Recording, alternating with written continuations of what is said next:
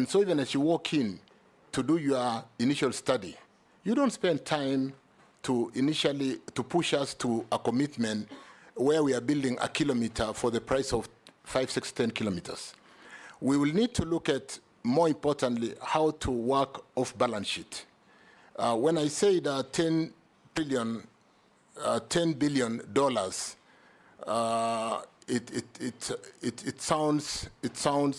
it sounds crazy.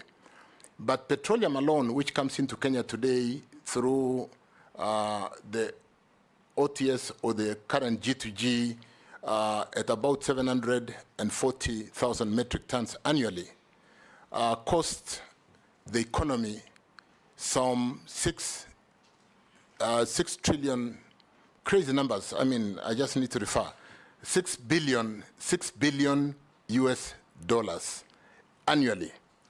And we do not have a time when the country is dry. Even at the peak time of the tightened monetary policy, when the Fed went into 5.5% interest and the interbank rates were crazy and there were no dollars in the industry, we did not run dry because we do not have to rely on the Treasury to help us to bring these necessary products to drive the economy. So we'll be looking together, honorable members, at how to resolve this challenge. It's a big challenge. Raising a trillion Kenya shillings to build those kilometers of roads where commitment has been given. Having to pay the 160, 170 billion Kenya shillings on bending bills and growing by the hour, growing by the day, is something that we can look at what you would call securitization of the little money we have in the road maintenance levy, and borrowing a bullet today and paying with an interest over 10 years, and we should be able to finance. As to whether those are acceptable, being in an IMF program today is something that we'll need to sit down together and resolve, because it's a commitment this country has made. We'll have to address it. Thank you. Point of information, Speaker. Small point of information. Yes, this might be beneficial to the nominee, and I think I agree with him. The proposal of getting resources securitized by our instruments, which is, for example, fuel levy. In last Parliament, when I was chairing transport, Honorable Speaker, we actually proposed, and we have actually a legal instrument. We have the law, so which means the nominee might want to exploit that opportunity, Honorable Speaker. Thank you. Yes, the Deputy Speaker is saying you have not touched on her question on Kenya Airways. Thank you. Thank you. Sorry about that. Kenya Airways is another interesting investment, which you do know that we all love to have our Kenya Airways, and I think we should continue to have it and promote it. Kenya Airways, as we speak, and for the short time I've been preparing to appear before you, I do see Kenya Airways running a system that needs a lot of support, and where the Kenya government, I think to date, has given support to the tune of 600 billion Kenya shillings to be able to stay afloat, given the negative cash capital, negative cash capital that they are operating in. Chair, I think the reforms at Kenya Airways, starting from the needs a lot of communication and ownership by the employees of Kenya Airways, and we're going to sit down and get them to understand that it's a problem that must be sorted out internally.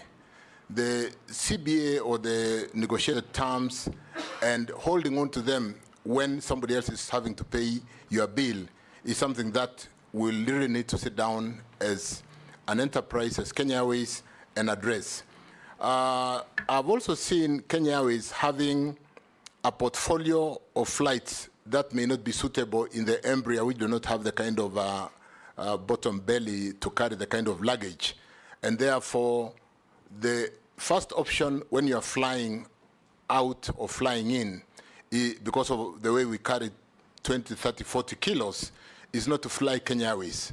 So it is self-defeating to be having the highest fleet of about 13 embryos aeroplanes in this fleet, and therefore giving us an uncompetitive advantage in terms of customers having to choose alternative flights when they might have actually wanted to fly Kenya Airways. Chairman, I do note that Kenya Airways in the past 2023 accounts had an operating profit of about 10 billion. We'll need to look at what they are doing right and build on that. Possibly take out some cost out of the system, because there are costs which we really must remove to be able to allow them to come out of the challenge they currently face. But more importantly, if you look at the 600 billion government support in Kenya Airways, and the fact that Kenya Airways today, the Kenya government owns about 49%, 48.9% of Kenya Airways, it will be, if we really kind of allowed government to pick more shares out of that 600 billion, government will go to a shareholding structure of about 80%. I think we need to bring in a partner.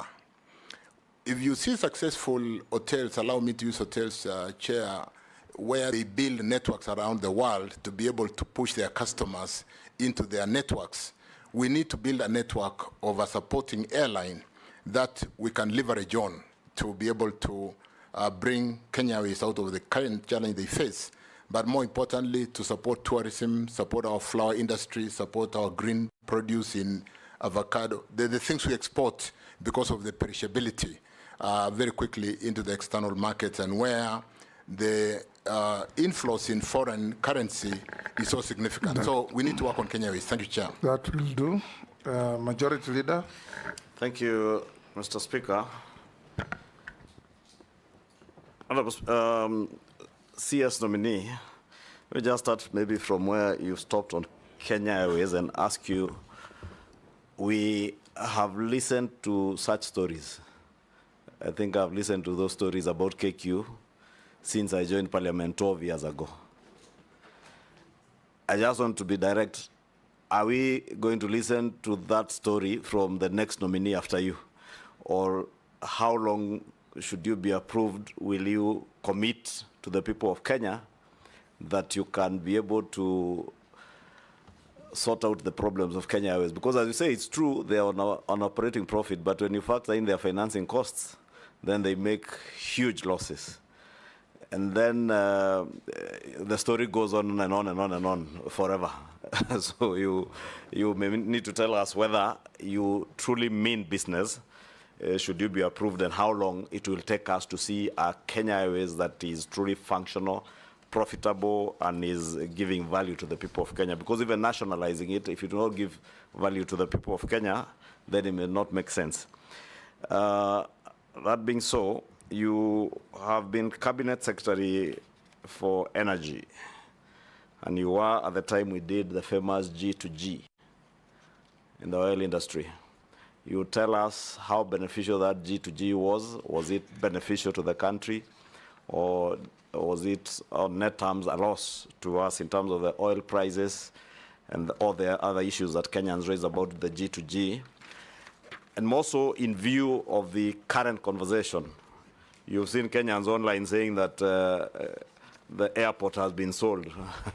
Far from it, from what we hear, and negotiations on a PPP framework with the Adani Airport Holdings Limited. Are you the man to run this PPP with Adani or any other interested private equity partner that may come in? And can the people of Kenya trust that you will do it for value, for good value to the people of Kenya, if G2G was not of value to the people of Kenya? I say if, because to be consequential to your first answer on G2G on oil.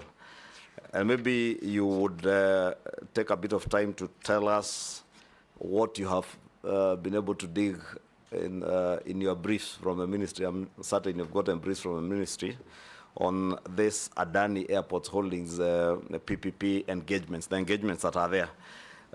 Lastly, just to add to what Honorable Kosing was saying, yes, the framework is there for leveraging on the RMLF funds on roads, but as you rightly say, with the programs that we are on and our debt ceiling, that may not be an option, a viable option for now, so you may need to really think out of the box in terms of funding our roads projects. Thank you. Davis, try and compress the answers. Thank you, Chair. I think KQ is, it needs, like I said, there'll be quick wins. There'll be the low-hanging fruits, like I said.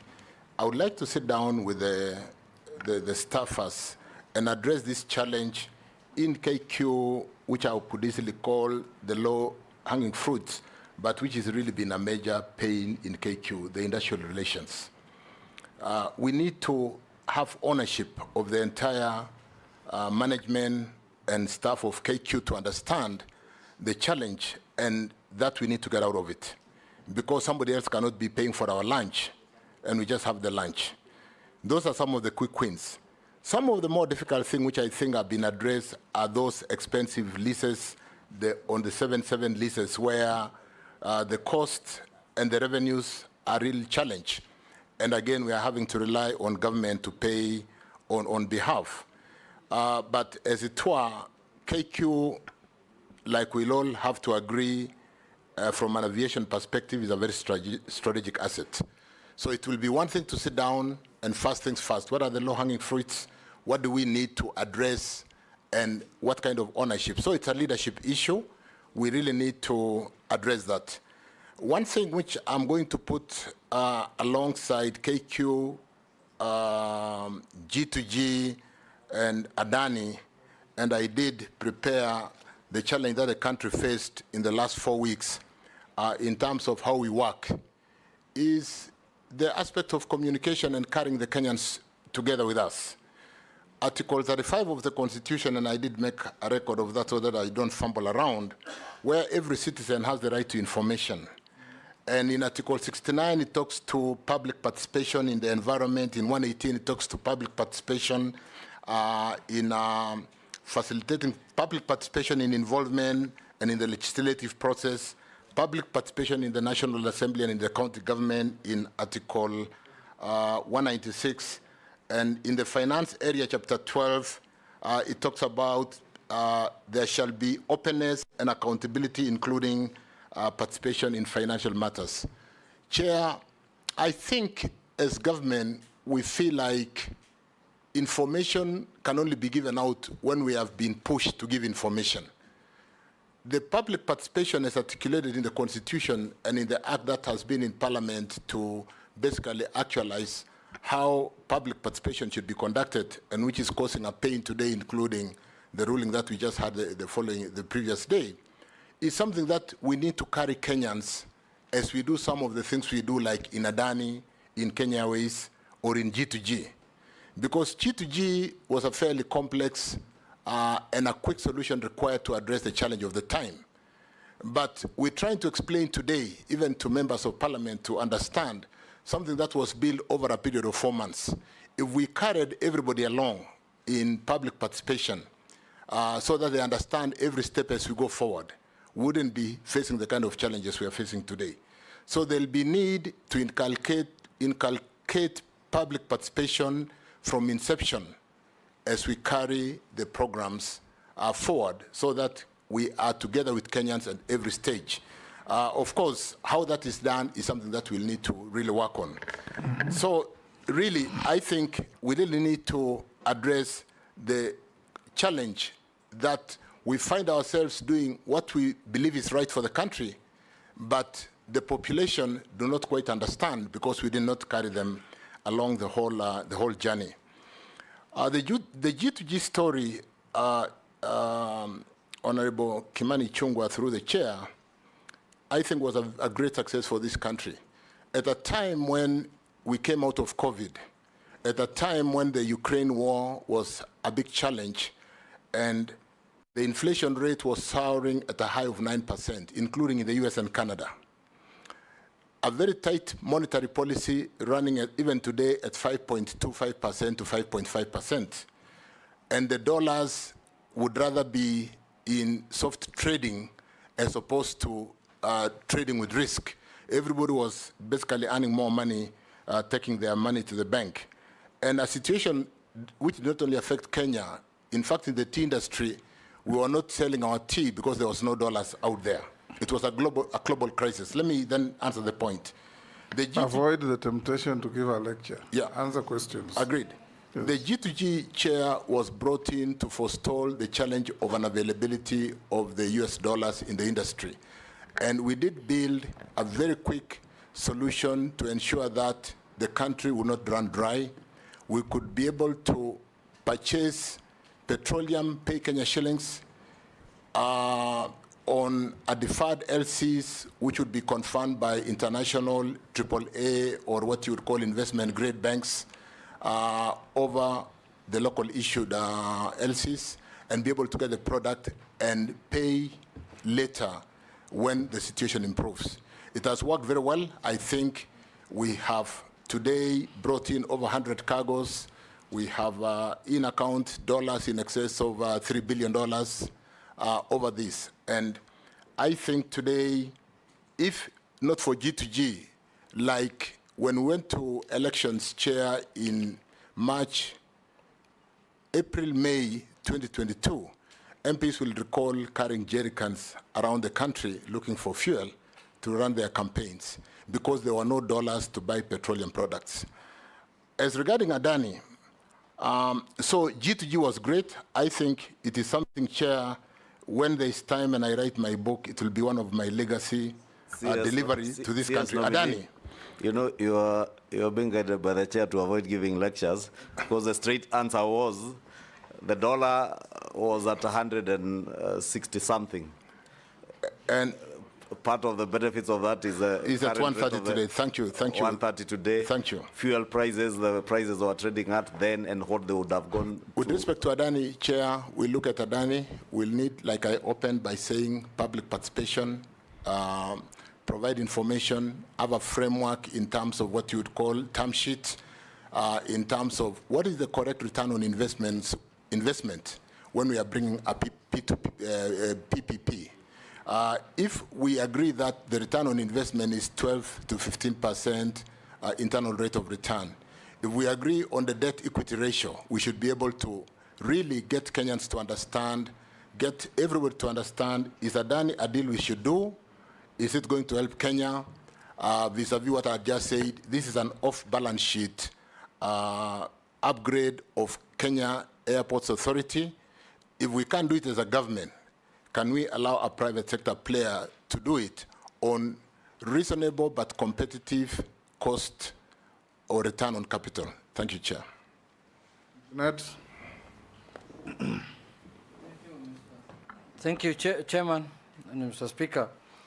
Mr. Speaker, I want to start by saying that and telling the nominee that I think, Mr. Nominee, the issue now that at hand that you need to explain to the vetting committee is that you are getting into a ministry that has a very high, huge pending bill that has no money essential for development of new roads.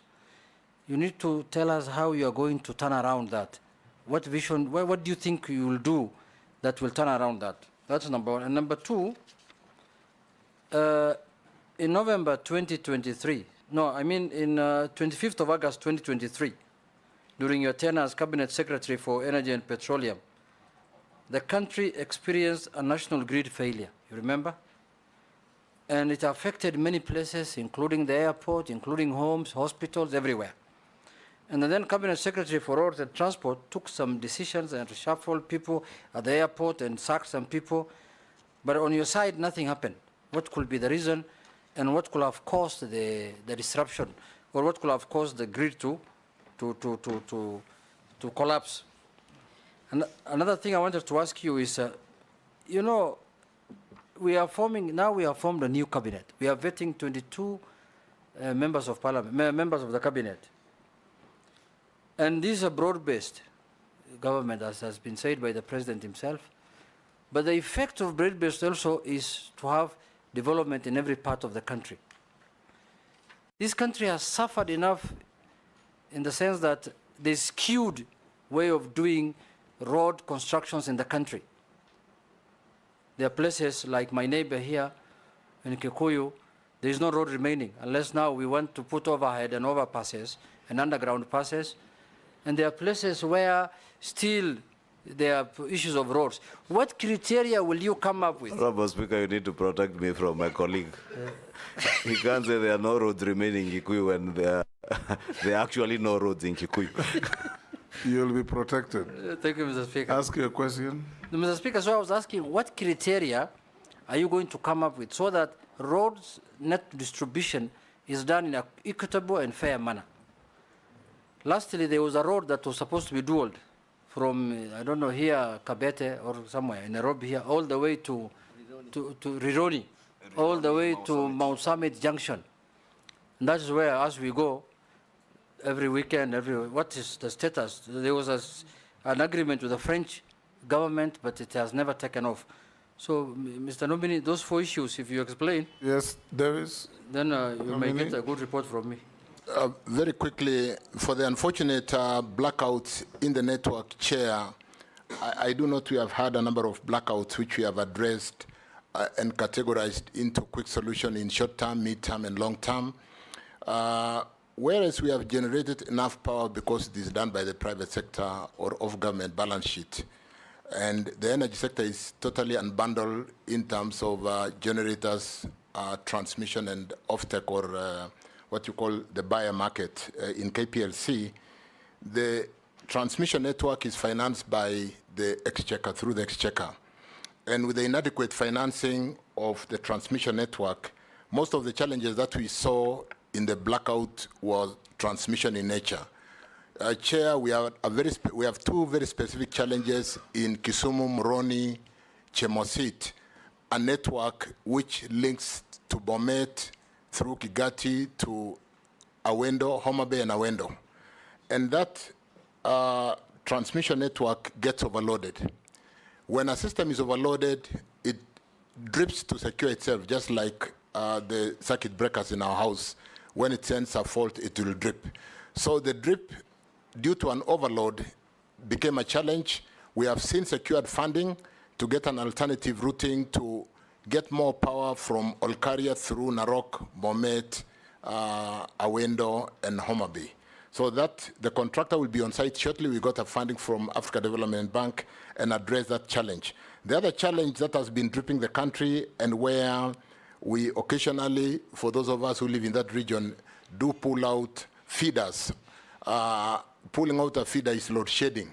And so a few areas would be load shedding to ensure that it doesn't drip the whole country while we build this network very quickly. We've had a challenge in Takwel, a place called Ortum, Kitale, where we did put some 3 solar plants called Alten, Selenkei, and what happened is those solar plants caused a network constraint. And so we've not been dispatching Takwel because of the take-or-pay challenge of the delivery of power into the system. Chair, that has since been resolved. We have gotten the transformers into Otum. Otum is in some place in West Pokot there, and we've gotten the transformer to Kitale. And the network constraint, or the congestion of having to transmit more power through a line, has been resolved. We are also working on something called, to be able to manage voltage stabilization. We are working on STATCOMs on the Ethiopia-Kenya line to be able to address the voltages so that we do not have this intermittence and a network disturbance which causes a blackout.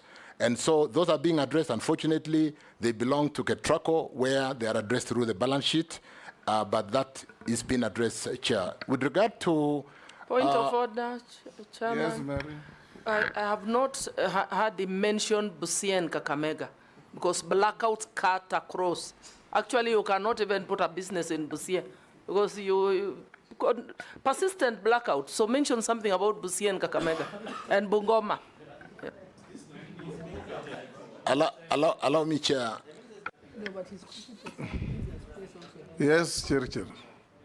Chair, I should have possibly said west of Kenya. Call me Speaker or Chairman, not Chairman, Chair.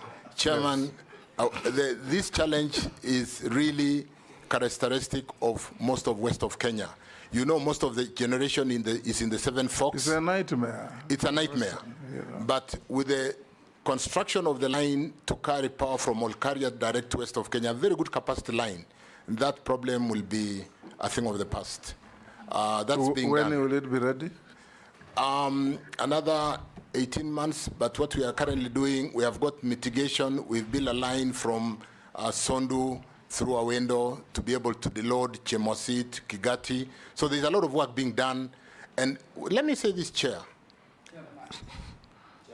He's sitting on a chair.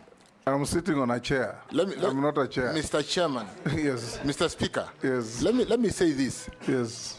Since I came to the Ministry of Energy and Petroleum, we've been working on the critical projects which had been started rather than the appetite of starting new projects. These have been historical challenges. We are sorting them. Whoever comes, my colleague who comes to the office, there are ongoing projects as we speak today. We are accelerating them because of that challenge. In fact, to put lives to the number of load shedding, occasionally on a day-to-day basis, we are load shedding up to 140 customers to be able to remove the overload on the line. So conscious of that, including hospitals, including industries, factories, the tea factories. Conscious of that, Chair, we are working around the clock to ensure that we deliver this in the shortest possible time. Point of order, Mr. Speaker. I'm not asking a question, but Mr. Speaker, looking at the time, only 3 people have asked questions, and we're almost an hour. So if the nominee, please, could just be short and precise. Going forward, nominee, when you ask a question, just answer it. Are you selling Kenya Airways? No. Are you pumping in more money? Yes or no. Then we make progress. Let me now start from this side. Why don't I finish Finish. Junet, and I'll just, 30 seconds. Rironi Molo was concession to the French company. I think the pricing, again, is what I called a term sheet. We'll relook at that and be able to bring the cost right, possibly do what we must do to deload or congest that road. It's a matter of priority to be able to move traffic to west of Kenya. The road construction, what criteria will we use? Chairman, I introduced my formative life in traffic engineering, and we'll need to do more of really ensuring we look at traffic, we look at opening new areas for economic purposes. Think about the Lapset. It is a new development corridor. You may not need traffic to open Lapset because we need to shift development to a new development corridor. And so we'll use all those kind of clustered frameworks to be able to open this country, working with the members of parliament, like I've worked with most of you on the last mile, to be able to open this country. Thank you. Good. Let me start from Robert. Then we go to Mary, Amisi, Mule, then we come back this side. Thank you, Mr. Speaker. And please ask one question each. Don't make no preamble to your questions. Speaker, there are very critical things I needed to know from the nominee. So first and foremost, the road maintenance levy that was introduced recently from 18 shillings to 25 shillings by EPRA was done, in my opinion, without reference to the National Assembly. And despite also the fact that Kenyans, when there was public participation, they said no. I would like to hear your opinion about that. And there's some clarity on the G2G deal. Why was National Oil Corporation of Kenya involved? Because there is a belief that it wasn't. And then on the same deal, when you say that you're paying for fuel in Kenyan shillings, I want clarity because I am very well aware that Kenyan shillings are not legal tender outside this country, outside the region. So how is it that you are able to pay for, because that has always been the comment, that we are paying for fuel in Kenyan shillings. How would UAE or other countries out there receive Kenyan shillings as legal tender? And finally, on the transport sector, which you're being dominated to, how will you deal with the 3 critical things? 1, road safety. 2, the menace of traffic police on the roads. And finally, of course, the high cost of transportation. Thank you, Chairman.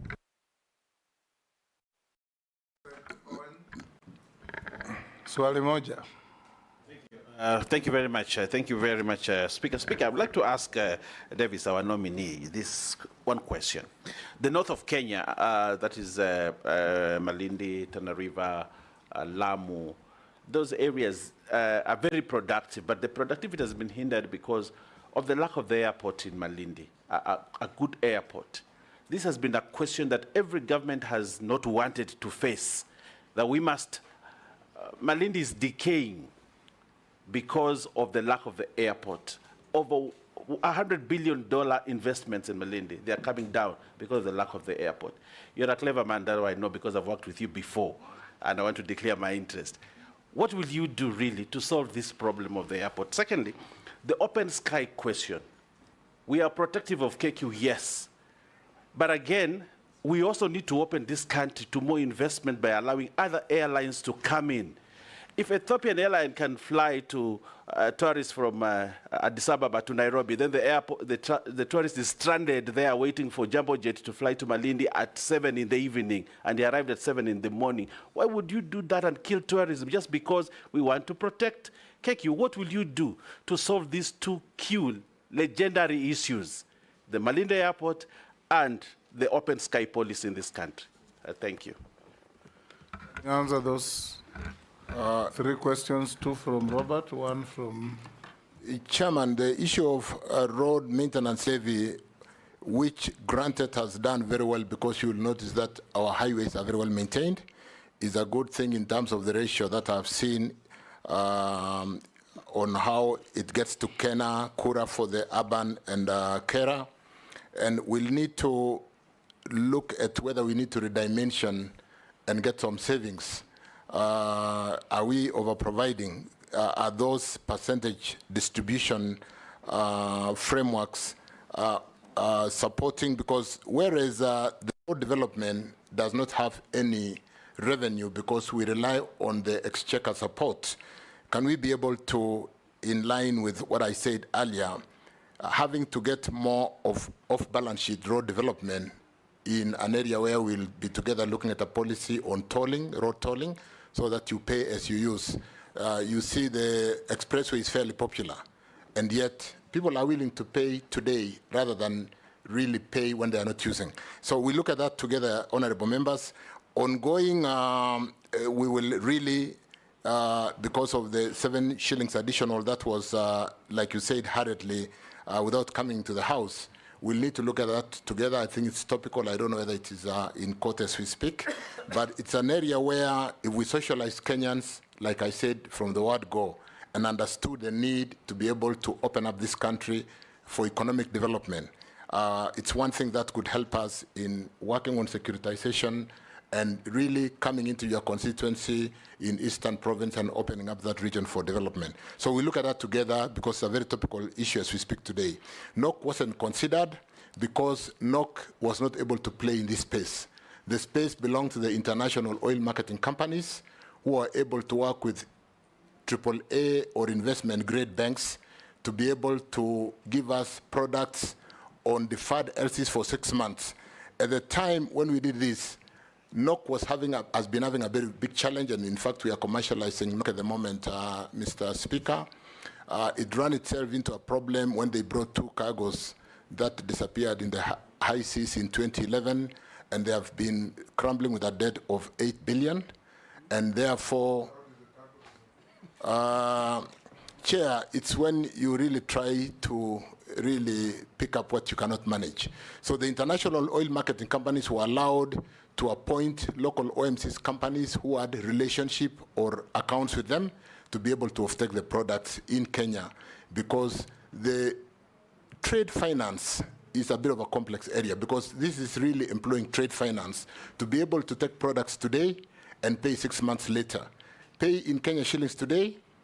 In the meantime, because the dollar accumulation was very tight, buy the dollars in a structured form where KCB, Standard Chartered are the only people going to the market through central bank, with central to, in a very structured way. We had a committee called TRIMCOM.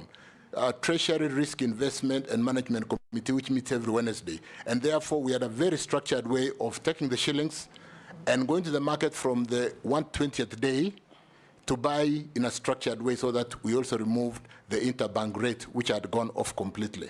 So NOC was not included. They could not play in this space. Regarding the final question from Speaker, Malindi Airport. Malindi Airport, how, Yes. how did the cargo disappear? That is the question. The dollar. That's what he's asking the chairman. let me One, two. Let me mention to that. Let me come to that.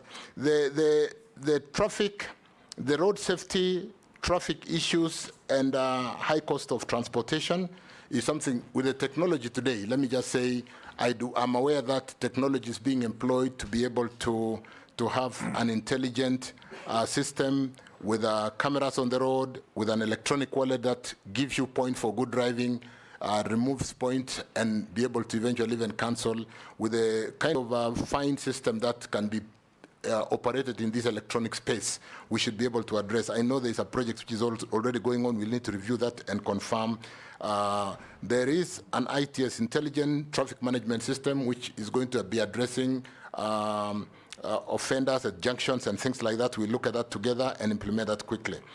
Road transportation or transportation then becomes expensive because of the challenges inherent from the cost of fuel, the cost of congestion, and then so on and so forth. Traffic management becomes very important today, where even with Google Maps, you are able to choose the route without traffic.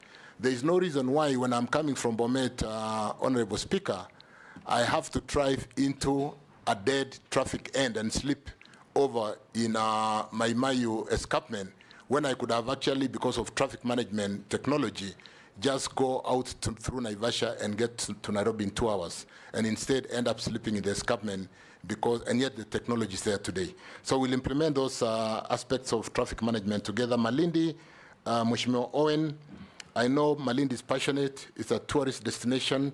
We'll need to sit down and work together and see, like, from a traffic perspective, tourists would rather be flying than going on that narrow road into Malindi. And there's no reason why we cannot sit together quickly and dimension upgrade of Malindi and be able to attract more traffic. But more importantly, look at how commercial that should be, so that we do not get into the kind of bending bills that we talk about. Open sky question vis-a-vis the reciprocal requirement as per regulations is something we need to look at together. I do agree with you, but it's happening. It's bound to be happening at a very hard time for KQ when they are struggling. So let's see, do we push KQ to improve as we open our skies with those reciprocal arrangements? Because even if we did a reciprocal arrangement and our flights to those destinations are the Embraer, which are not able, they don't have the belly staff to carry enough luggage. So we really need to work very quickly to see whether we need KQ to come up, and I think we do, and be able to work on the open sky policy with, more importantly, the reciprocal arrangements. Speaker, thank you. Thank you very much, Mr. Speaker. Honour Davis, you've told us about your attempts to equalize provision of electricity in the country, and especially through the last mile. That's only 2 years, so it stands to be seen whether really there is anything feasible in that area. But now you go to roads. And as stated, there's great inequality in terms of road network in the country, and especially with what are known as stored projects, the stored roads. If I give you an example of Tharaka Nithi County, we have 3 roads started 10 years ago in 2014, and up to now we are still grappling with their completion. Will it be your policy that you will actually dedicate resources as a matter of urgency to completion of stored roads and projects, so that at least the network can, to some extent, be equalized? Thank you, Mr. Speaker. My name is Abdul Rahim Daud, MP for North Imenti, And I want to say I'm in the Committee of Transport, so I won't ask him transport questions. CS nominee, while you were in the energy sector, energy ministry, did you look at the fuel, the one we were told by Honorable Kiraito during his time as minister, that we had oil in Turkana? And if you did, why aren't we utilizing the refinery we had in Mombasa so that at least fuel could be cheaper than what it is right now? Because we are at the mercy of the big oil operators. Lastly, regarding, I don't know if I will ask, roads, they are the Mau Mau roads, you have heard of them. But those Mau Mau roads do not pass through the whole of central Kenya. It is just a portion of central Kenya. Will you think of extending it to the other part, Mount Kenya East as well? Because we do not have the Mau Mau roads. And we had Mau Mau even in Meru, Tharaka Nithi, and Embu. Thank you.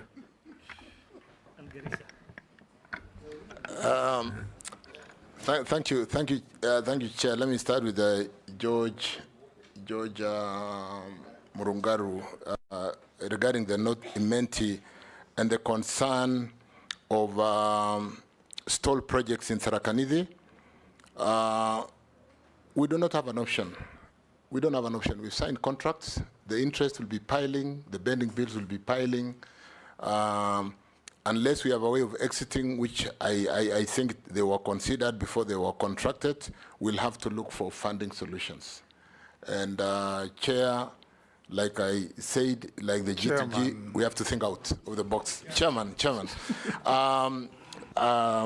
Regarding, so we don't have an option. We have to work on those roads. CHIRCHIR, what these members are asking you is, assuming you get favor from this committee and you are recommended to be appointed to that ministry, what plans do you have to tackle pending bills other than complain about pending bills?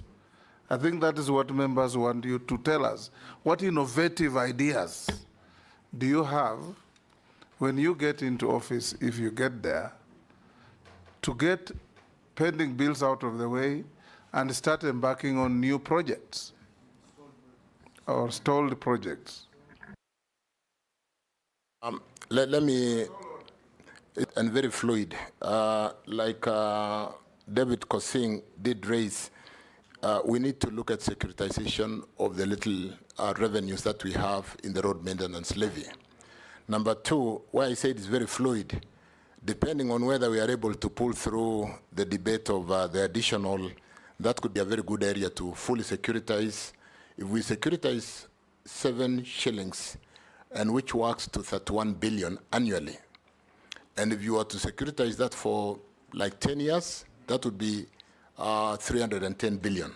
We can do a bullet payment on a pricing of 300 against maybe 250 billion because of the cost of money, and be able to address that challenge today. But again, like I said, it is fluid. We need to sit down together and look at the options. There'll be a number of options that we can look at together. Absolutely. As regarding Rahim's question on electricity, you do know that I had, when sitting in the Ministry of Energy chair, I sat with the county leadership from the various county in many breakfast meetings, and Rahim happened to have been in the breakfast meeting for. Chair will need to look at how to harmonize the redistribution of resources to address opening. I did write to every member of parliament in May last year, Chair, to look at how many primary schools or public institutions were not electrified in each constituency. With that database, we've been able to allocate money subject to meeting the social obligation of public institutions, so that if you are 100% electrified, Chair, why wouldn't we give more money to Rahim or to George in Tharaka Nithi to be able to equalize and bring the whole country into an equal footing in terms of electricity or energy for all? We'll do similar frameworks in roads.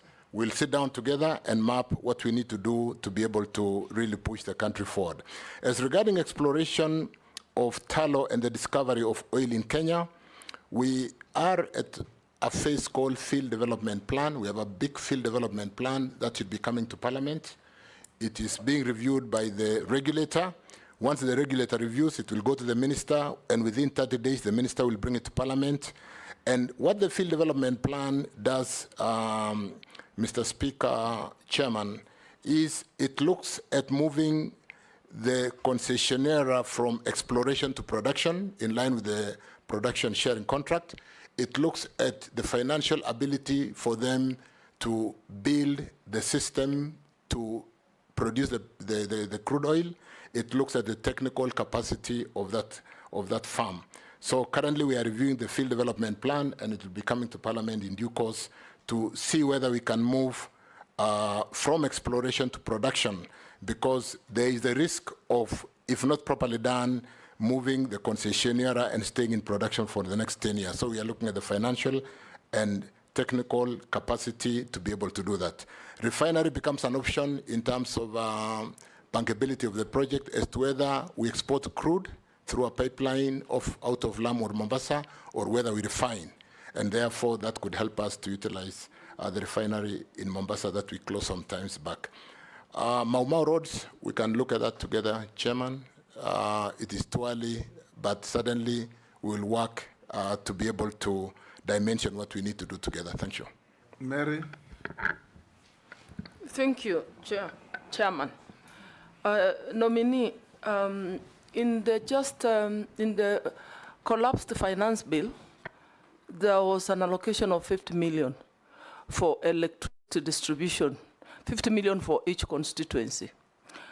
I'm wondering whether you're going to carry that approach along with you to the Ministry of Transport, so that we have that equitable distribution of resources, so that if you decide it is 50 kilometers per county, we all benefit from 50 kilometers per county, so that regions like Busia can also get a road, a tarmac road, from Butula all the way to Amukura and Teso South, and other counties.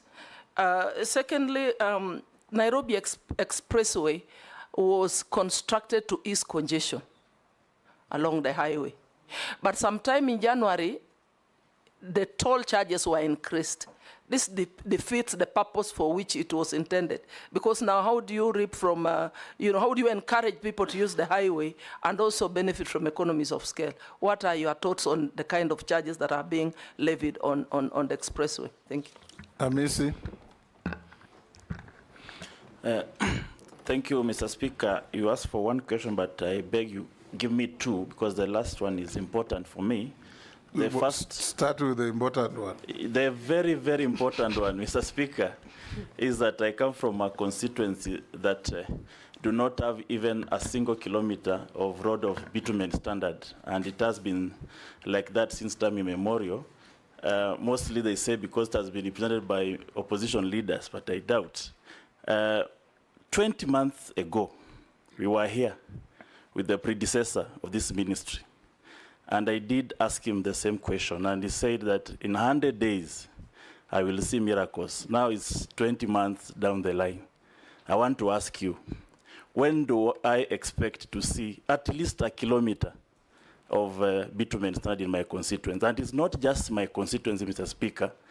It is a program that needs to check that there is equal distribution of road network across the country, irrespective of where the region falls, whether it's in opposition or in the government. But there must be a clear national rationalization program of all constituencies, so that if a kilometer is built in Mombasa, there is another kilometer built in Kitale.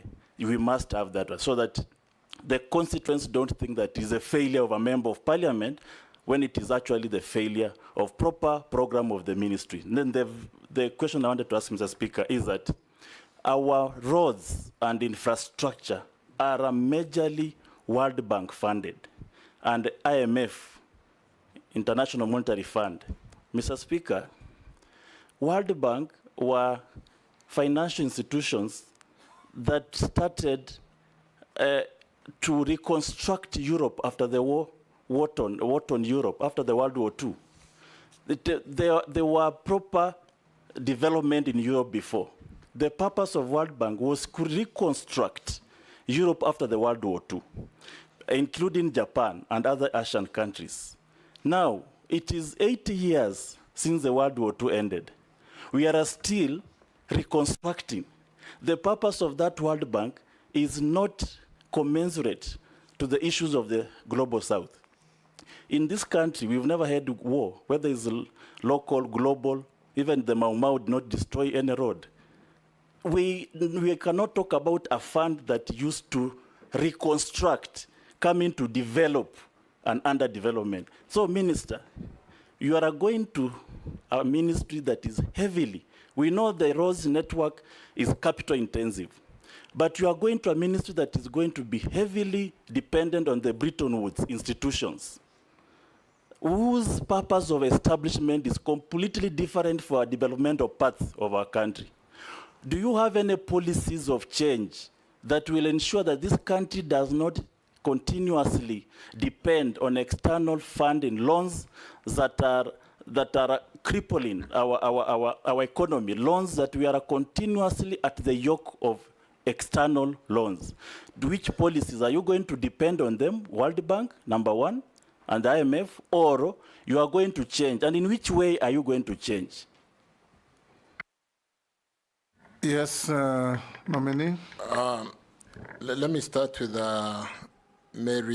Honorable Mary Emas's question on, yes, if we make it brief, let me just answer yes, we'll do some equitable distribution of resources. Maybe that's good enough. We'll do that. Yes. And I think that really answers Kalip Hamis's question, Honorable Kalip, for Sabauti. The Bank of Reconstruction being what it is today. The point of order, Mr. Speaker. That's how I was answered by the predecessor. I don't want to fall into the same. I just ask, do you have any rationalization program that will ensure, not just Saboti, that every part of this country has an equal distribution of red network, so that Saboti will also benefit? Thank you, Chair. I was not going to make the 30 days promise to Mheshimiwa, but I was certainly going to, like I said, in respect to the answer to Mary Emase Mheshimiwa, that we'll try to work together to see equitable distribution of resources, look at how to open up this country economically because of ensuring that we need to get the products to market. But more importantly, like I said earlier, what are the alternative funding options? I did make my opening remarks that we are doing our best in energy to get power to get into every corner of this country. And we are using a lot of off-balance sheet we are not getting money from the National Treasury. So to the extent that we today are having an unfunded commitment of about $1 billion, we'll need to sit together to be able to look at the resources that come out of Treasury. Are we going to get it to the Ministry of Roads or State Department of Roads as printed estimates, or are we going to work together to equitably ensure that those printed estimates do cover every part of the country? Mheshimiwa Hamisi, I will really want to be a player in sitting down with all the honorable members to ensure equitable distribution. And like you said, what are the options of funding roads? We'll look at that together, more importantly, to ensure that we don't over-rely on the Bank of Reconstruction after the World War. We do have other options. Mukami. Thank you. Thank you, Chair. Thank you, Chair. There is a... Chairman. Okay. Okay. Honorable Okay. Speaker, a point of thank you. information. Yes, Amiss. Honorable Speaker, allow me to solve this issue of chair and the chairman. And if you go to the dictionary, it actually says that one, as a noun, a separate seat for one person. Secondly, as a verb, a person in charge of a meeting. That I am not a chair. Go on, Mukami. Thank you, Honorable Speaker. Yes. These are, Honorable Waziri, there is a concern from the local contractors. They have raised concern about being overlooked in the awarding of contracts in the roads and transport sector, with the preference often shown for foreign contractors. This trade results in the repatriation of earnings. That means those contractors, the foreign contractors we are giving business here, they are not banking that money here in this country. What specific measures would you introduce to encourage the participation of local contractors and ensure they have a fair chance in the contract award process?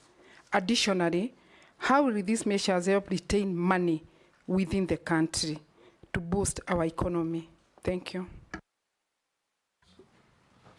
Nishi, be like your neighbor, one question. Chairman, I have two questions. One is a very short one because it is an ongoing problem which I've just witnessed in my constituency and other constituencies. But Chairman, I don't think it's fair. When you say one question, other people are asking two questions. I'm going to stop her after one. Thank you, Chairman. I've seen my colleague here, they have asked two questions. Dawood, Emase, Amisi, yeah. Thank you, Chairman.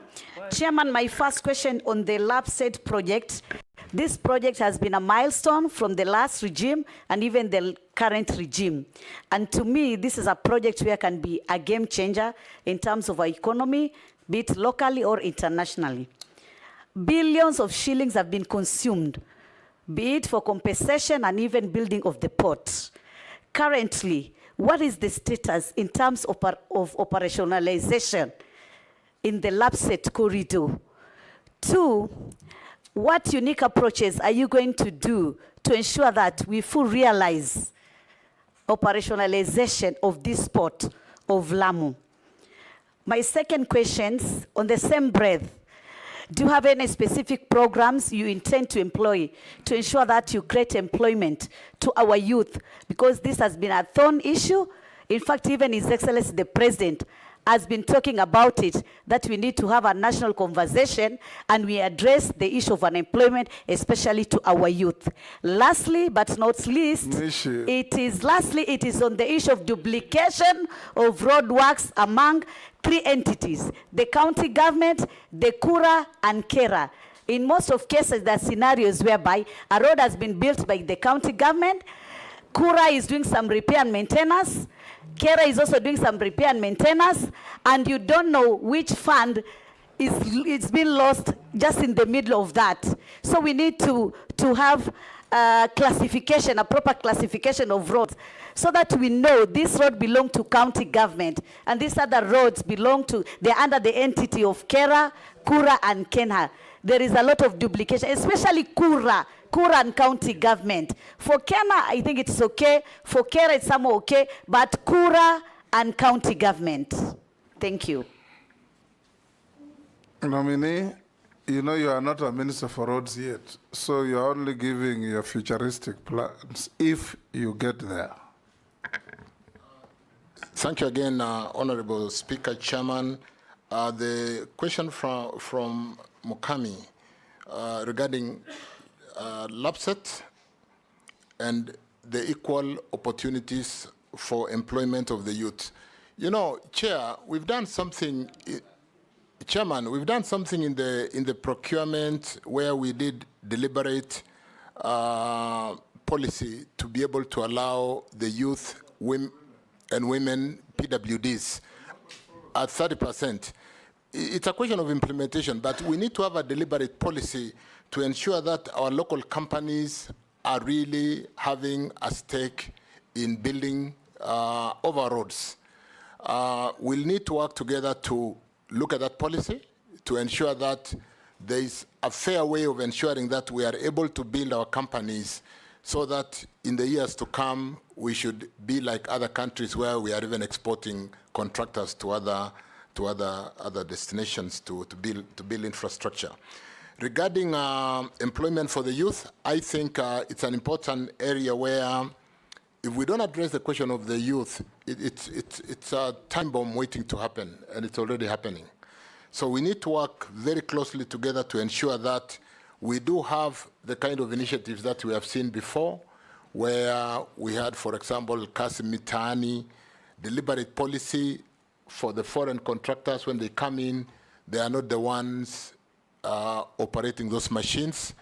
Because just to say, Chairman, in Kengen or GDC, we do the drilling of those steam wells. We build power plants with Kenyans. It cannot be that when contractors come to build our roads, even the operators are of foreign, whatever, to be able to employ our youths. We need to address that. So we need a deliberate policy to ensure that we are able to employ our youths. The opening up of the infrastructure in the SEZs, which is one area where we need to work very quickly. We are opening Dongokundu. It's a lot of work from roads and transport. We are going to be opening all those, as he said, we need to deliberately work quickly in those various areas, including the Lapset corridor, just to marry the question of Mukami and Mishimbogo, that Lapset is a new development corridor, just like Mombasa all the way to Kisumu. The developments are about 50 kilometers on either side of the road. When we really move quickly, it's in the interest of the country to open that corridor to support South Sudan, to support Ethiopia, to support our oil exports, to support what we need to do to open a new development corridor and possibly reduce the cost of land around the 50 kilometers on either side of the northern corridor that is currently so congested. So the question of youth is a central aspect in really ensuring what the economic advisors have basically said. Can we do more of capital-intensive investment, or do we do more of what would be labor-intensive investments? It's a question of how do we employ our capital? Do we employ capital to create jobs, or do we employ capital to get big returns because the owners of capital basically just want to get return and they don't care about creating jobs for our youth? So we look at those policies, Mheshimiwa, to ensure that we do really address the challenge of the youth. Lamu would certainly be a new city as soon as we open Lapset because of that destination in terms of the port and the challenge that we have today. We have 3 ports which have been built, so much money sunk there, we need that port to be functioning. I know we only used it the other day to ship the fertilizer. We have used it again to ship the cattle to the Middle East. We need to quickly work together to see how that port can return on the investment that has been put on that. Kura, Kera, and Kena is something we look at together. Are there duplication of roles? I think in the 47 parastatals that were supposed to be, we are seriously going to be looking, once confirmed, at where there are duplication, we can be able to hem in and cut cost. Thank you, Chairman. Sure. Yes, Mukami. Chairman. Yes. Waziri, you've not answered the measures you are going to take to make sure that the foreign contractors, they are going to retain the money in our country instead of taking their money in their country. Thank you. Out of the country. Hold that. Sharia. Thank you, Chairman. Thank you, Speaker.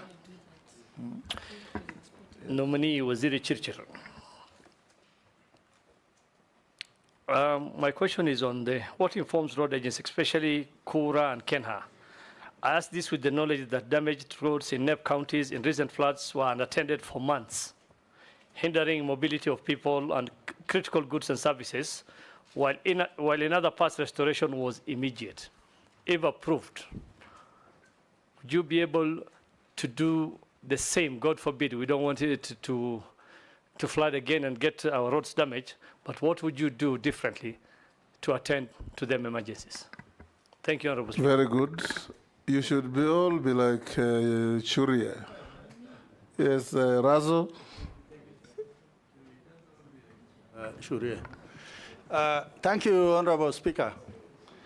Mr. CHIRCHIR, I think listening to you, Personally, I feel that sessional paper number 10 of 1965 is alive and it is likely to be refined. Why am I saying this? There are constituencies without a kilometer of tarmac road in Kenya.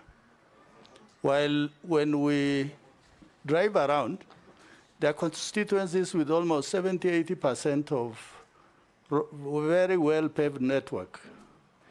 Electricity penetration. I think at least majority of the constituencies could be at 30–40%, which is really a plus. So I think you have a big task ahead of you if the House is going to approve your nomination, because road network is everything. It opens up the country. It opens a lot to contribute to the economy of this nation. I have two questions. One is on the issue of, yes, I'll ask one question.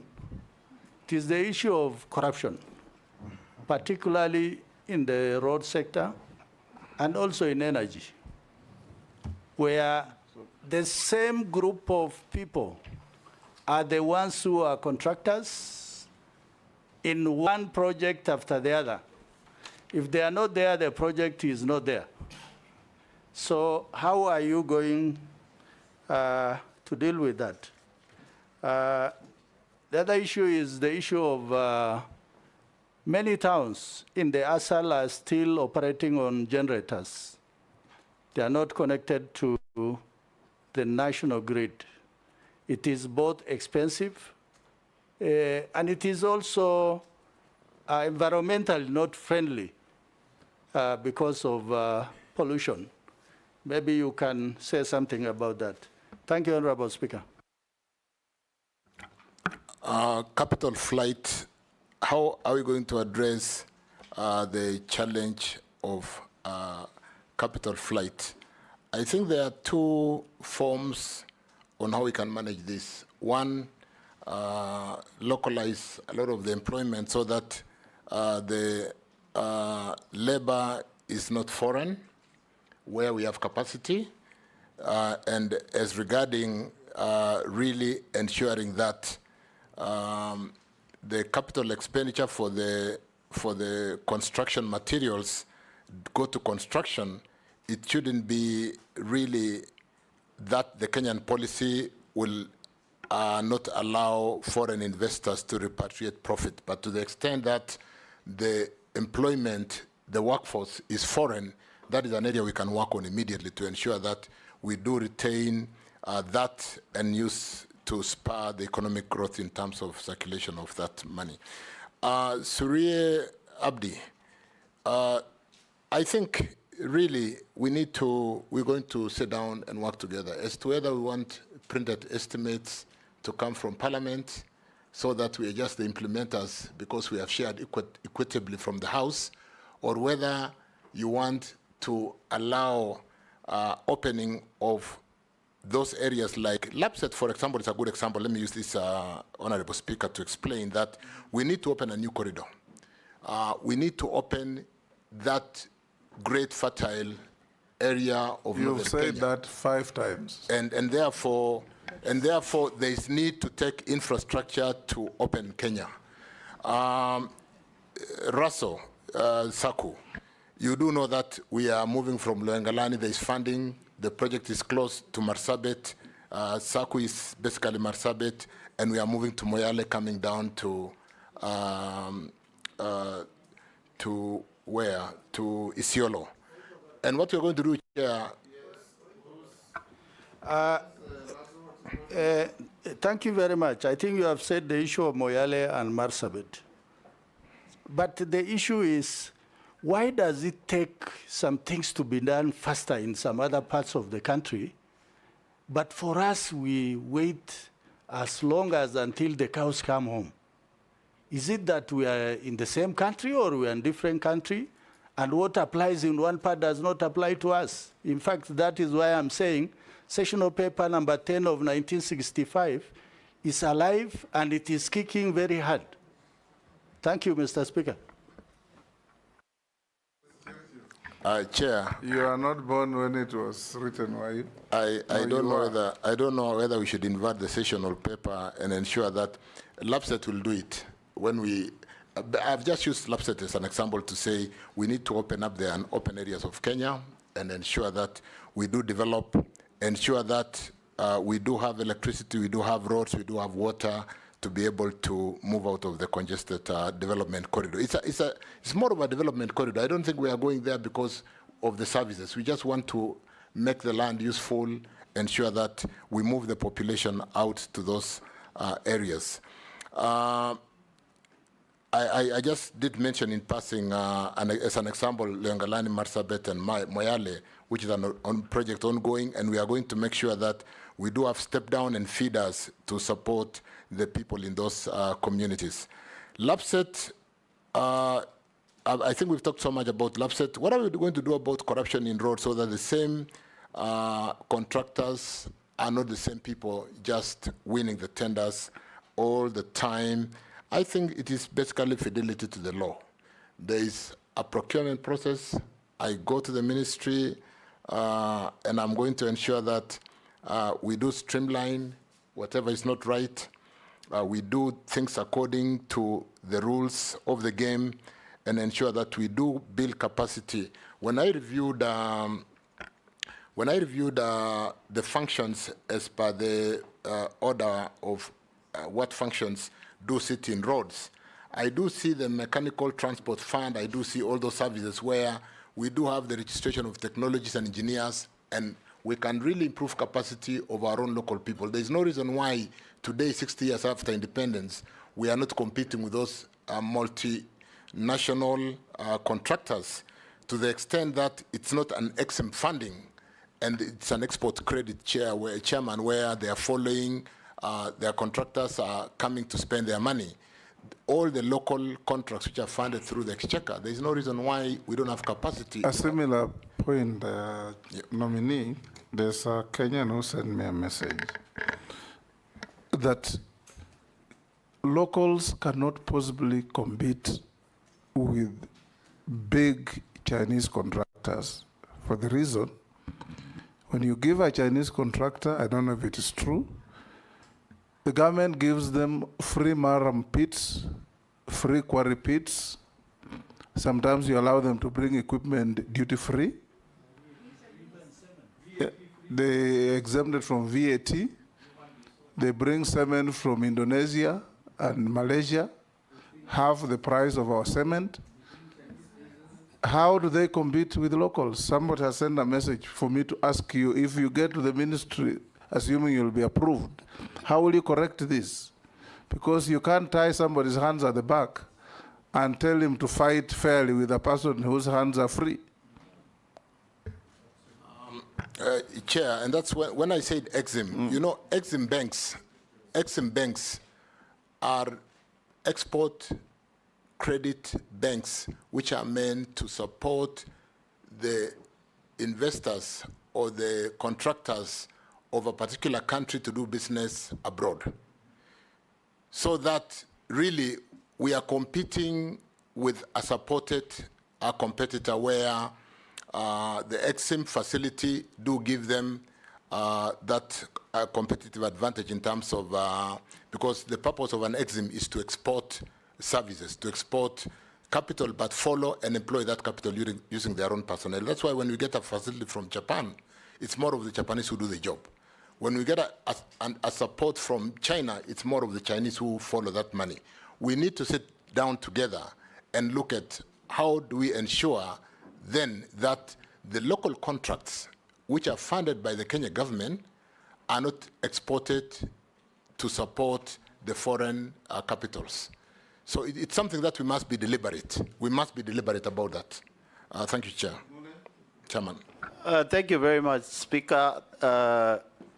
Thank you very much, nominee. I've listened to you, but I just want to ask you a more of a constitutional requirement. Kera, Kura, Kena, came into play before the Constitution 2010. Then after Constitution 2010, we got the devolved governments, whereby the total confusion kicked in. As this House, if approves you, I want to hear what national are you going to use? Are you going to continue doing the same, or we are going to go back to the drawing board to establish a roads authority which caters for equal distribution of roads? Whereby, if you look at right now, Mr. Davis, after the current rains, even the existing roads have extremely been damaged. And I know very well, you talk to Kera, you talk to Kura, you talk to county governments, you talk to Kena, no budget to redo those roads. Not even, we are crying for new ones. The existing ones, which can spur this economy by transportation of goods, there is a problem. I want just to hear from you as the new CS once approved. What is your vision on this lacuna of the Constitution? Go ahead, Davis.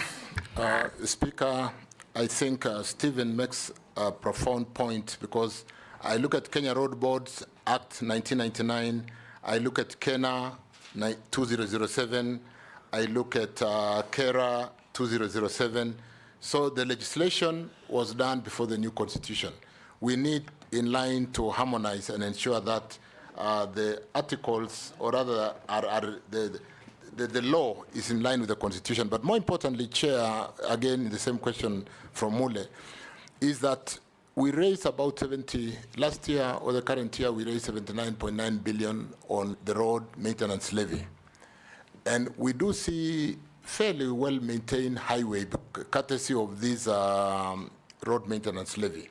There should be no reason why the Kera portion or the Kura portion for the urban, as much as it is supporting the national highways to maintain good infrastructure, does not cover all the areas of Kenya equitably, to the extent that a road is classified, it belongs to that class. There is, again, reclassification is another thing we need to talk to. But certainly, with the funding in road maintenance, we'll need to sit down together and ensure that we are able to maintain all our roads. I think the support from the road maintenance levy, to me, seems to be fairly good. And to the extent that it seems to just be a distribution challenge, and we'll need to sit down and work together on that. Thank you. Naisula. Thank you, Chairman. I just want to put it to the nominee that in case he's approved, the docket that he's going to, Kenyans perceive it to be very lucrative. I don't know why, but that is the feeling out there. And one thing is that Kenyans, we have an insatiable appetite for kickbacks, you know, in most of the things. And I'm aware that in the last regime, we lost Qatar making JKIA their hub to Rwanda. And most of the time, the people who come to our country wanting to invest here, they say it is because of kickbacks.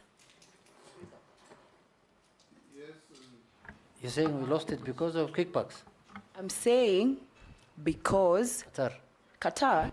I'm saying because the allegations that mostly when investors want to come to Kenya, we ask them for crazy kickbacks. And people then leave the country, they go to countries like Ethiopia, to Rwanda, and if they invested here, I am reliably informed that they were going to do for us another, the second terminal. We would, you know, so instead of the kickback, we would have gotten investment. They would have helped us with infrastructure of even the existing one. I want to just ask. Chair, on a point of order, you know, we are also getting information that we didn't know. Honorable Lesuda said in the last regime, did she mean the outgoing cabinet secretary who the honorable... No, the previous, that is not a regime. I thought she meant the That's an regime in the office. ministry. No. So is I'm the saying outgoing, the regime. former regime? Yes. The I know where you're going with that. I am a very objective legislator. Yeah. And so allow me to ask this question. Where you were the chair budget. Anyway, let me carry on. And so, in case you find yourself in this office, and we have people, for example, like Emirates, we have people like Etihad, or others who would want to come with the same offer to our country. I would like to get your view on what you think of such partnerships, which for me I think would be beneficial to our country.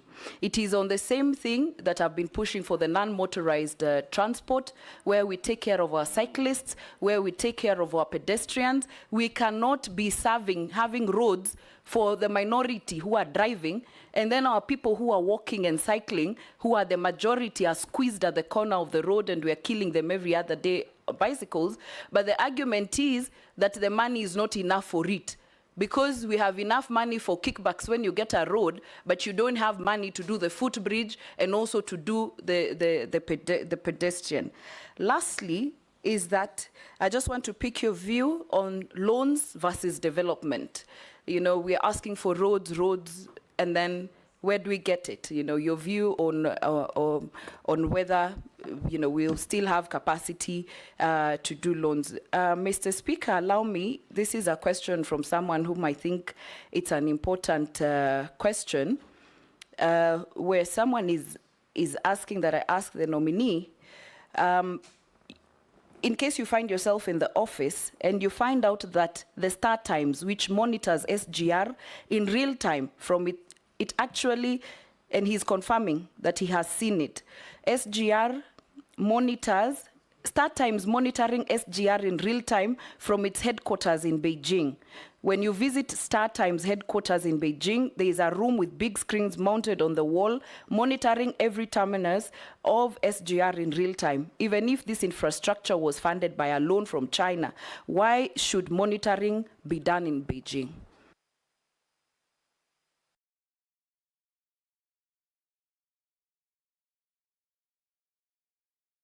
I thank you, Speaker. I think mine will be in the form of a comment. And the nominee, I don't know whether you know the area you are going.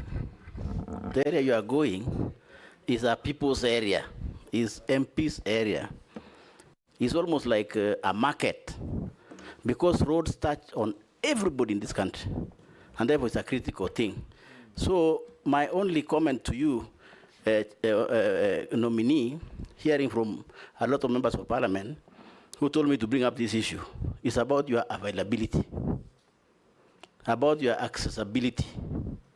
People cannot get you in the office. People cannot call you and receive their calls, particularly MPs. And therefore, I think you need, I don't know what you will tell this committee. If you are approved to become a CS, please go and work on that part of your skill so that you can be able to be accessible to as many leaders as possible. Thank you, Chair. That comment, which I hope the nominee, if favored, will take into account. Gikaria, the last one. Thank you, Chair. Chairman, sorry. Kenya is strategically located for purposes of, the landlocked countries, Uganda, Rwanda. Your predecessor, when he was here 20 months ago, there was this aspect of delay on the road by the way bridges, police roadblocks, the bumps on our road, and so many other issues that occurred to that. As you've said, told us about the transport management system, where as an individual using a personal car, I might divert and go, but trucks will not have that choice. They will just have to stick because there are those way bridges, and that delaying the traffic to our neighboring countries to a point that there was a time they were threatening to use other routes for them to be able to. In line of that, maybe what policy have you put in place even to address the first phase of addressing the Great North Road, that we were going to have a dual carriage from Rironi all the way to Mau Summit, and then thereafter onwards all the way to Busia. So maybe, by that time, the minister had indicated that the dual carriage would be starting, I think, in a year ago, but it has not started. Secondly, the economic survey of 2024. In 2023, the road carnage accidents, 9,960 accidents, 4,324 lives lost, 10,762 serious injuries, 7,799 minor injuries. What policy are you going to bring in to address the road carnage and road accident in the country? Thank you, Chairman. Thank you. Davis? Thank you, Speaker. Let me start with Naisola's lucrative nature. I think I did say, Chair, with the risk of repeating myself, that if you have a good framework, a good term sheet, which does stipulate the boundaries under which we are willing to allow investors to leverage and get reasonable return on their investment. And because the PPP Act of 2021 do allow competition, even when it's a privately initiated project, if before the closure of the project, Qatar comes and puts in another privately initiated project, and if the rates are more competitive, it should be good for our economy. And therefore, it's just a question of what I earlier said, fidelity and leadership, fidelity to the law and leadership at the ministry, so that even as we run PPP, can we run PPP in a more competitive way and ensure that even as we seek these people to come in because of the very tight headroom, that we are not able to develop some of these infrastructure facilities to grow our country, we do have a very clear return on investment that is allowable. In the energy sector, we only allow 12.5% for every power generator on internal rate of return on equity. We do not allow a share debt equity of more than 25/75 because debt is cheap. And we really should be able to work on an economic model. And if we get a second investor who is more competitive, because the PPP Act allows competition, we should be able to address that and ensure that we give the best for our country. In terms of, I don't know whether I'm too brief on that, but let me go to the non-motorized. Yes, we need to have pedestrian-friendly roads. When those of us who like running from the Rift even look for where to jog in the morning, we find that we are either running with the vehicles on the road, and therefore, Chairman, we can have more people even walking to work if we have got good pedestrian, really side walks, and even support the health for those of us who like to walk or run in the morning or in the evening. The loans versus development, there's a very interesting scenario I found while reviewing the notes on this loan versus development. When we borrow in the energy sector, we do subsidiary agreements to on-lend the loan to a place like Kengen, and therefore they repay the full loan. When we did a loan to the railways, they took the asset and left the liability at the treasury. And so these are some of the things we need to see whether we can really have our state agencies working more profitably, having the asset and having the liability, and not just having the asset, sweating the asset and making losses while the liability is being paid by the national treasury. It's a bit, some of the things we'll need to look at more critically. But more importantly, on the area of the railway, the ports, can we build synergy? Let me just give a very quick thoughts, which I look at the fact that they are all under the ministry. We get the port with its challenges of clearing the container. The container then moves to Mariakani to be loaded onto an SGR, which is under different management. It comes to ICD, which is a port facility. And whether it's going to ICD Nairobi or going to ICD Naivasha, it is changing hands, and the slag in those changeovers. And the fact that today, for what I've reviewed, the Kenya Railways is handling 10 to 20% of the cargoes. Does not add up. We need more synergy between Kenya Railways. Is that and a lamentation, or you are preparing to tell us what you... I'm answering one of the questions which was asked in terms of how are we going to have a more seamless working together as a roads and transport ministry and being able to build synergy. How will you do it if approved? That is the big question. That is the answer, Chair. I'm saying we really will work to ensure that they work more closely together, and we should be able to grow the luggage coming out of the port to the railway and being able to make those kind of profits rather than transporting. Chair, let me use again an example and allow me to do this. Pipeline, which is a transport facility, when Uganda decided to borrow from Kenya, the G2G, and Zambia is currently borrowing, we did not allow them to use the road. We said we've built a pipeline. We cannot be stressing our roads when there is a pipeline for transporting products. So my point is we really need to build synergy in the transport sector so that an excellent idea. We have better interworking between Kenya Ports Authority, Kenya Railways, and the intermodal kind of traffic movement, where when you are in the UK, if you bought a train ticket, it is used on the bus and it is used on the taxi. There is no reason why we cannot quickly move to that. The next, which I want to answer very quickly, is the control center for our SGR, which is out there. There is no reason why we do not. We have a national control center for our electricity movement of electrons across the whole country. And when you sit in Dandora National Control Center, even some of the challenges and where the blackout is coming from is visible in one room like this.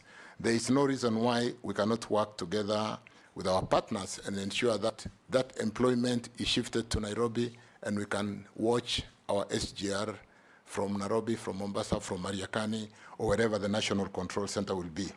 Because you make a very good point, and a bit of just a comment, don't belabor it. I learned a bit in REREC that I also saw a few, so I'll operate a fairly good open door policy for the members of parliament.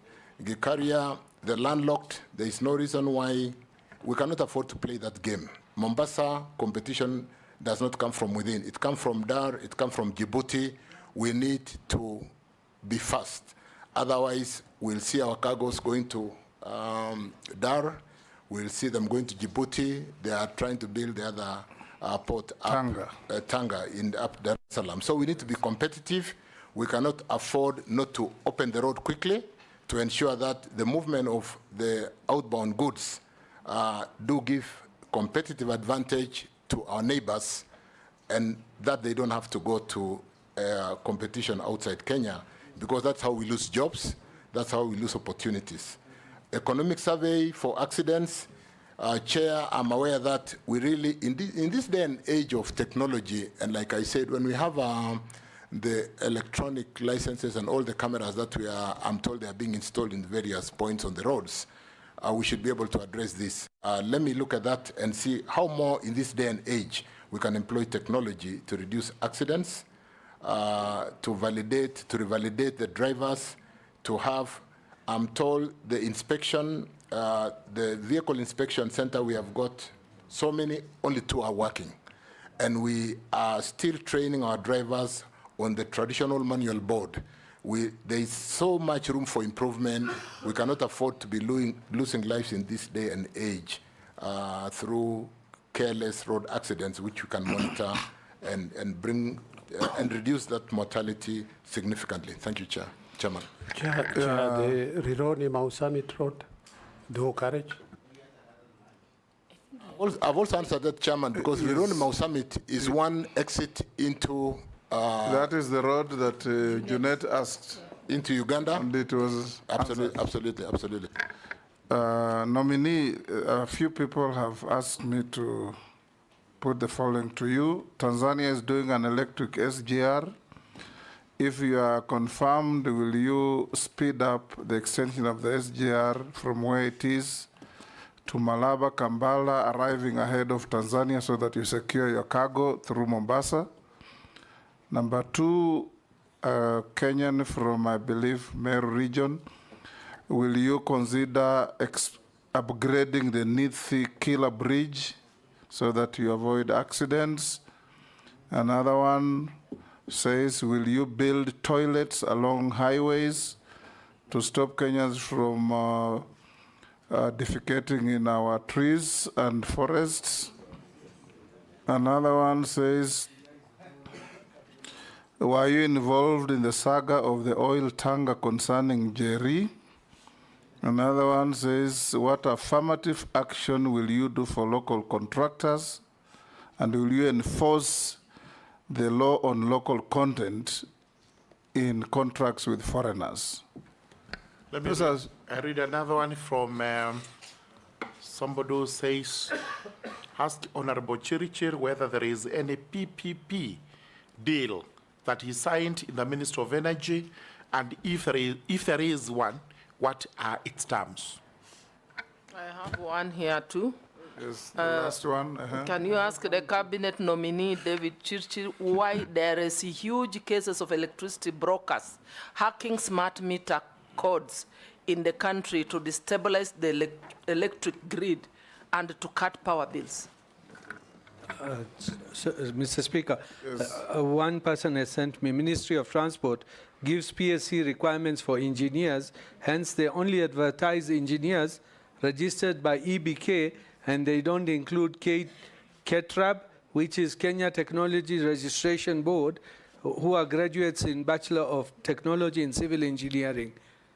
What will he do about that? Take 5 minutes to respond to those.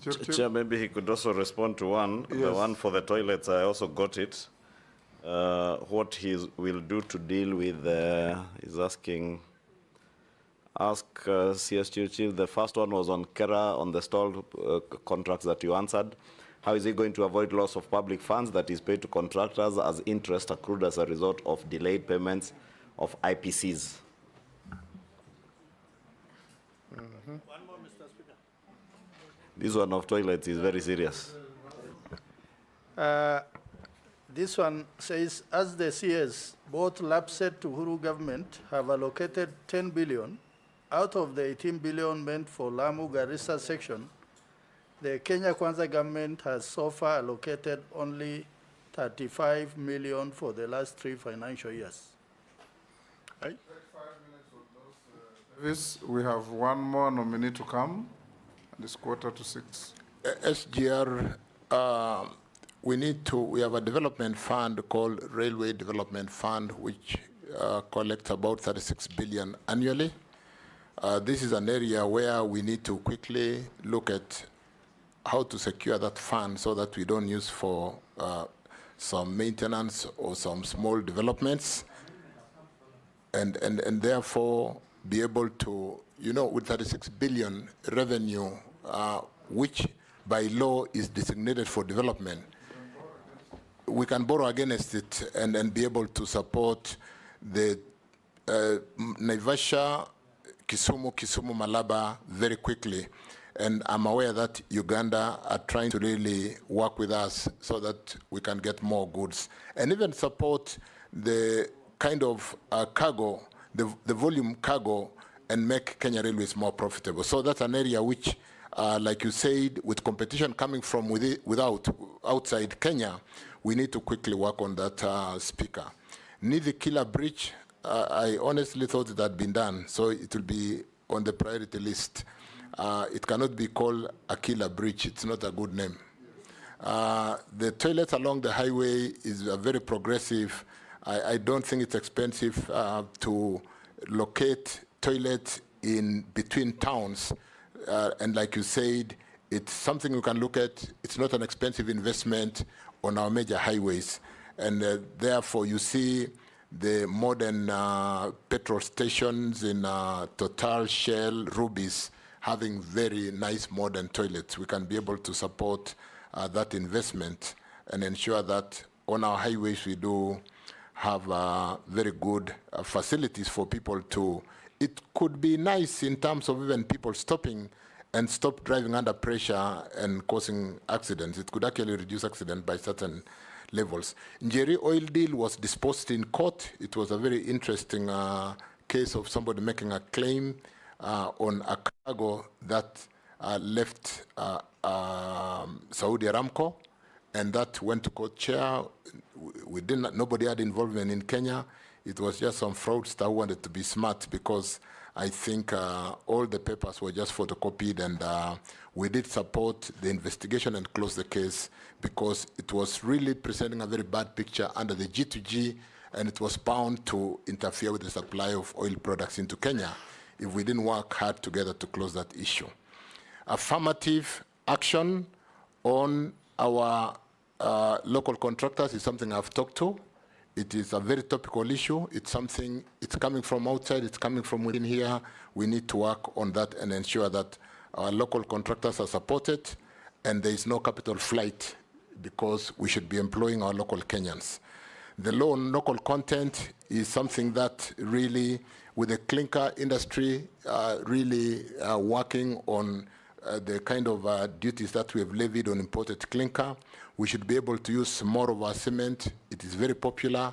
We are getting more of investment. Industry could easily be growing from 7% GDP to a higher number if we support the local content. It can support our industry and goes further to answering the question of employment of our Kenyans. PPP on energy signed. Let me say, PPP on energy, I would actually dare say all IPPs are PPP. They are. Only that the law came much later. But the power purchase agreement that is signed, you develop a power plant, we sign to buy your product for 20, 25 years. We give you a letter of support. We give you now we are using the ATIDI. We've got a very innovative trade insurance which can help us to forestall having to address the headroom of borrowing on or liability on government balance sheet on what we call the partial risk guarantee. So we are now using the ATIDI, Africa Trade Insurance Facility, and therefore, yes, there are many PPPs in energy. We have a very clear framework under EPRA, like I said, a term sheet, which dictates what is allowable to be able to have the tariffs right. There's a long waiting list of power generators. There's a long waiting list of people who want to build transmission networks. And unless we get the correct return on investment in line with our term sheets as developed by EPRA, it would be expensive to the economy. So we are working on that. Yes, we have a number of them. But there are none signed lately. You do know, Chairman, that Parliament did put a moratorium on power generation. And we're beginning to have a concern on whether we will not be load shedding by 2027, because I said we're currently developing power for 2027, 2028. And with a moratorium sitting in Parliament, we could be looking at a load shedding unless we work together. So that's just a side comment. Interest on delays. Interest, let me get from Ichungwa the interest on delay. I didn't get that properly. Asking.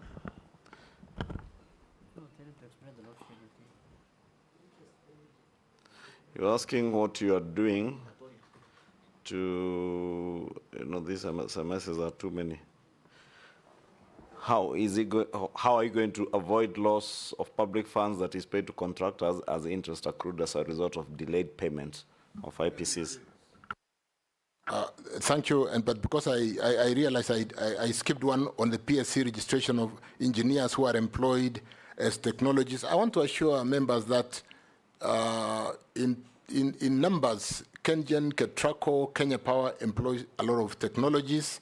I would really need to check if I was still the minister today, but I will put it in my handover notes to my colleague, if it's confirmed, to ensure that we clarify that area of the Kenya technologies, because there's a registration board for the technologies, and there's no reason why it is not the engineers who really do the conductors and who build the network. It is these technologies.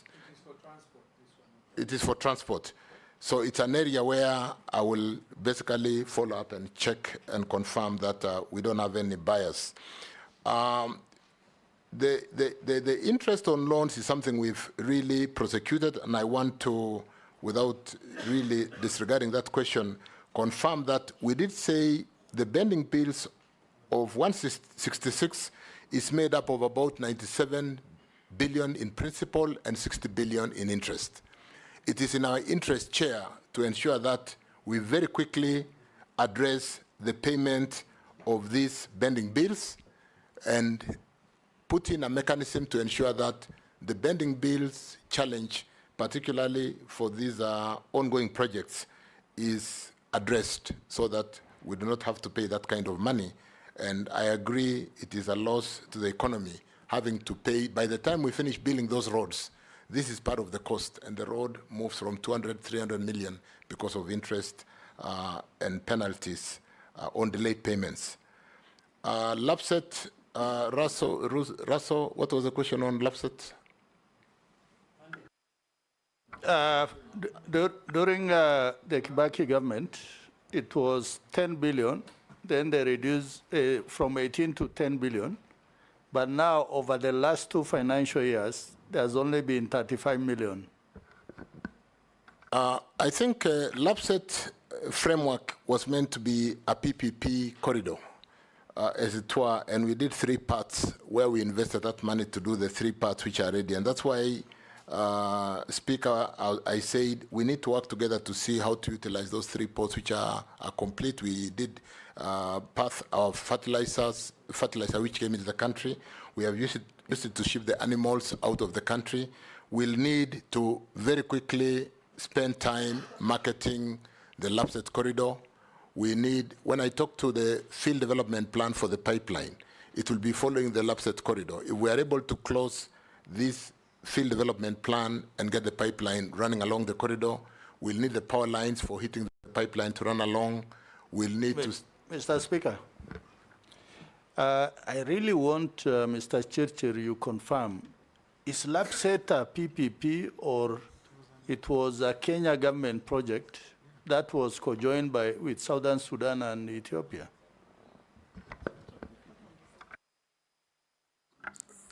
So, Chair, I will confirm when I go to office. But for now, let me not make commitments because, like I said, it's a very important corridor that Kenya can leverage. It was conceived as a project between Kenya, Ethiopia, and South Sudan, and partly Uganda.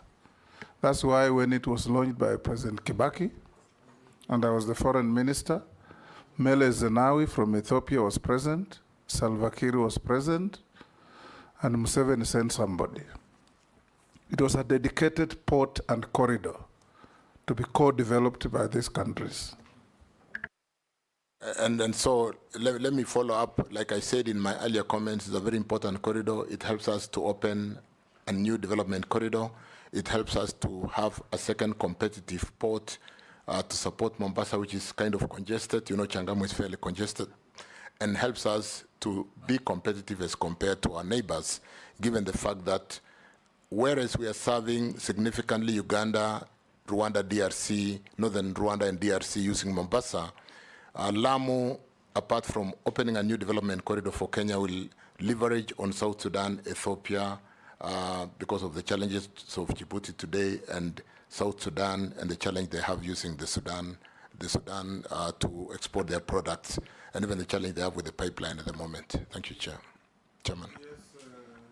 In just 2 minutes, can the nominee, you said 2027 we may go to load shedding. Just tell us in 2 minutes, now that you're leaving that ministry, what it He means. said Parliament put a moratorium on the development of new power projects. Did you say that? Yeah. Yes. Can you? When I came into office as a Minister for Energy and Petroleum, there was a moratorium which had been put by the executive, and I have since gone to cabinet to lift that moratorium. But soon, Parliament, through a motion from Jane Gagiri Laikipia, did put a motion and suspended all power plants. What we've been doing lately, with the knowledge that KenGen is fully government, is working on bringing projects to financial close. We really need Parliament to help us, and maybe we need to spend more time with the majority leader to see how we can address whatever challenge there was. Have we addressed it? And therefore, the moratorium should be lifted so that we can license. And then, Chair, like I said, there's been, from the challenge of the year 2000 when there was a major drought and we brought most of the expensive generators, most of them are expiring, and I've talked to the three where we are not renewing the request they have made because of the challenge of cost. But more importantly, we need to bring more geothermal, we need to bring solar, and we need to bring more wind at very competitive price to really give advantage to this economy. Thank you, Chair. Thank you, nominee. We're coming to an end. Let me ask you only one question. Assuming that LAPSSET does not take off, we have invested heavily in Lamu. Would you consider, if we gave you favor to become the minister, to give meaning to the investment in Lamu by developing a rail line for cargo haulage from Lamu to join the main rail line either at Voi or Mariakani, so that cargo, that instead of being diverted from Mombasa when it's congested to Dar es Salaam, you take it to Lamu and you haul it to Voi or Mariakani and put on the existing rail line, either SGR or the old standard gauge, and be transported to Nairobi and beyond, so that we cannot wait in anticipation, like the famous hyena syndrome of thinking the hand will drop when it will not, waiting for LAPSSET, which is dependent on other jurisdictions and other countries. We can still make Lamu work with the least cost development in the manner that I'm proposing to you. What do you think? That's a great idea, Chairman, in terms of leveraging on the investment of the ground in Lamu already. Lamu is a deep port sea of about 17 meters. We can bring fairly LR2s, very big ships, which can reduce the cost of shipping and ensure that it's a great idea, and that's one thing I would certainly pursue. Very good idea. The distance from Lamu to whether out into Voi because you don't want to go to Mombasa because of congestion is just slightly over 150 kilometers, and that doesn't sound like it's a long distance. In terms of waylift, there will be no heavy waylift. You'll be passing through the park. The waylift is not a challenge. Yes. Yeah. We come towards the end. Davis, I ask you a few mundane questions that are nonetheless very important. Have you ever been adversely mentioned in any integrity-related report? You already said your name was dropped in Parliament on the infamous list of shame, and it ended and you went back to office. Do you hold any leadership position in any political party? No, Chair, I don't. What is your net worth? My net worth, I'll need to confirm from, I think 500. There's a small addition from what I was worth last time when I came to, let me check the exact figure on my notes as I take the next question. Yes. So you check the next question. We have checked your documents against what we have. We find them correct, except you'll have to look at your year of birth. One of the documents say you are born on 30th September 1959. Another one says you are born on 30th September 1960. The correct date is 1959. So you should... it's just the way I think some of... Just look at your documents. Absolutely. It is, underline, it's not fatal, but it's important. I'll do that, Chairman.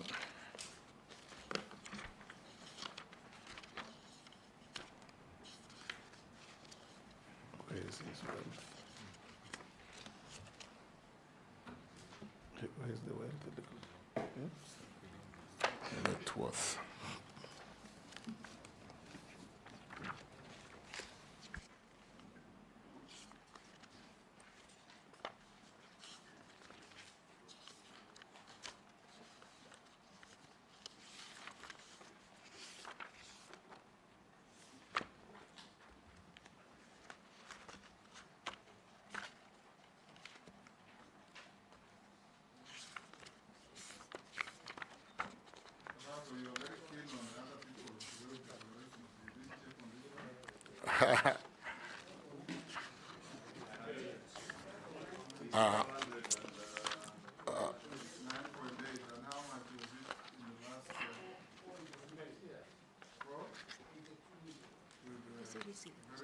Yeah, I've seen it.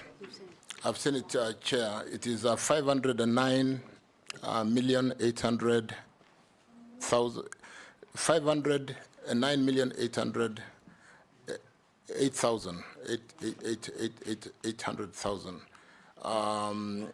I think there's been some small growth of about 27.6 million. Page 7 of the document, and I filed the document. Yeah. May I ask the nominee, in his statement of net worth, he has put a house in Spring Valley, valued at 95. Is this a historical valuation? This is an historical valuation. Must be a very small house. In the short time, I've not had a chance to revalue. Spring Valley. That's what I was actually going to offer him. Yes. To buy it at a better price than this. If half an acre of empty land in Spring Valley is 100 million. Interestingly, Chairman, these are assets we bought when the value was 9 million. So this is an historical value. I'm asking that because this valuation is not accurate and therefore cannot be reflecting your true net worth. Thank you. 95 million if it's for probably 7 or 8 years ago. Anyway, you If have it is had a a house, I nominal suspect. growth, you say? Thank you, Chair. Yes. If you do correct evaluations, even Matundu is in Westlands. Matundu is in Westlands. Yes. It's a flat. Oh, a flat. Yeah. A flat, that's okay. Spring Valley, half an acre empty land is 100 million. So if you have a house on it, it must be much. This is an historical value, Chair. I do agree. Thank you. Yes, that's okay. Yeah, or but maybe Chair, you intended to dispose the property. But maybe, Honorable Chairperson. Yes, we are not valuers anyway. But Honorable Chairperson, it's probably better to tell the candidates to just say 95 million as at this year, so that because no one is going to go and start doing undertaking a scientific valuation. No. But you can say as at this period. It's okay, Davis. We finish here and we let you go back to your undertakings and wait for the outcome of this process. We wish you well in your undertaking. Honorable members, Chairman, let me thank the entire Honorable House for this sitting, and again reaffirm my commitment to serve. I'm ready, willing, and available to work and address the challenges in this sector. Thank you. Thank you.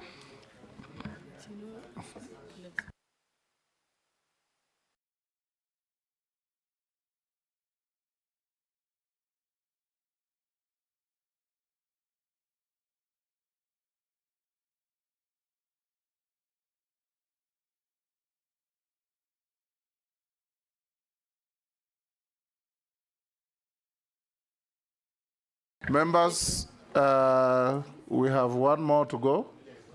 5-minute break. Do a 5 minutes break. Then we start order, members.